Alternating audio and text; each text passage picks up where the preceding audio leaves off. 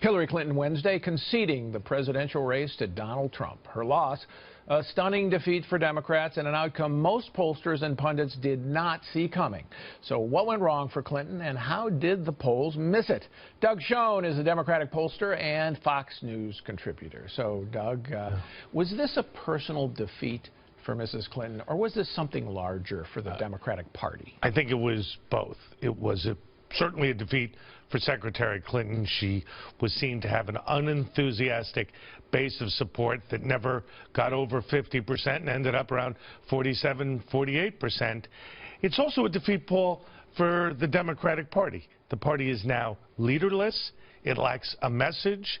And with the prospective nomination of Keith Ellison to lead the Democratic National Committee, Congressman from Minnesota, who is certainly on the far left of the Democratic Party, as I see it.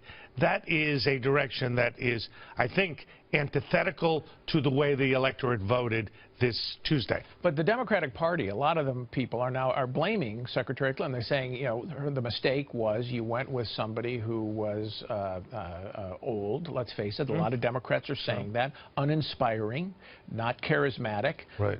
Continued the status quo. No big message. So it was her personal defeat, not a larger Democratic defeat. Well, it was, because if you look at the Senate elections with the Republicans keeping the Senate, if you look at the House elections where the losses, which had been projected to be 15 to 20 seats or more for the Republicans, were I think 6 if I have my numbers correct, Paul, I think this was a complete repudiation of the party that I belong to, and now the party appears potentially to be moving further left, which I think is a profound mistake. Well, there was, after 2012, a lot of talk about what the so-called coalition of the ascendant, and the journalists talked about it. It was the Obama coalition. It was minorities. It was young people. It was women. That this was the demographic future for America, and therefore a permanent majority, more or less, as permanent as things get in politics, for Democrats. What happened? The coalition of the ascendant kind of vanished. Well, was it a personal coalition for Obama, principally? I think it was a personal coalition for Obama. The other side of it is what got me interested in the Democratic Party was that it was an inclusive party that stood for a social safety net and a strong assertion of American values overseas. That's largely gone. It is now a party of redistribution and, frankly, retrenchment. Paul, I see the Democratic Party as really now, as I suggested, leaderless and looking for a message while it lurches left. So you're saying that that coalition just couldn't sustain itself without President Obama at the top of the ticket? Precisely so. And white working-class voters, which flocked to Donald Trump, are an essential part of that coalition, was part of the coalition when I worked for Bill Clinton, and was absent for the Democrats Tuesday. So, and how much of it was economically based? I think the movement against Hillary Clinton and against Barack Obama was economically based, because that white working class has seen no income increase. Precisely.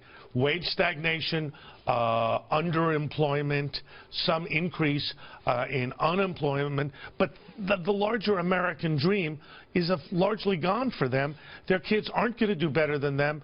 There is real difficulty financing education, retirement, and health care, and they were looking for a new approach, which Trump offered. It's fascinating to look at the red and blue map of the states, right? And you've got the West Coast, kind of prosperous, California, Oregon, Washington. Then you've got the East, the Northeast, where you also have higher income folks, and certainly in the cities, which have been doing fine. Yes. And do you think that the Democrats listen too much to the voices in those parts of the country instead of in middle America, where that's where Trump won the election, from Florida all the way across to the Mountain West? Undeniably, the Democrats have listened to both coasts, Washington, New York, to the exclusion of what I would call the real America, which is working class.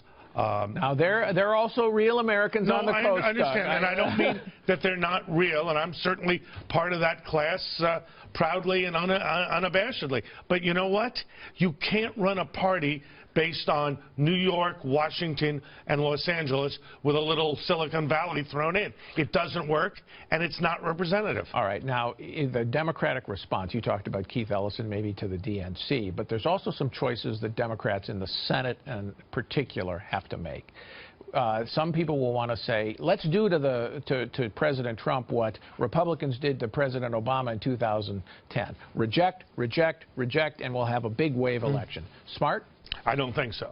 I think Democrats have to be true to their values, but support things like a big infrastructure program. I don't think that the Democrats can succeed by just saying no to Donald Trump, particularly where there's going to be a fix or a replacement of Obamacare. For the Democrats just to say no is to potentially abrogate all responsibility and all influence in the country. So do a big tax reform for infrastructure deal and help them fix Obamacare. Right, but do things that Trump has said that he likes that Democrats want, like getting rid of carried interest. Okay, all right. Thank you, Doug Schoen. Thank you, Paul. Thank you for being here.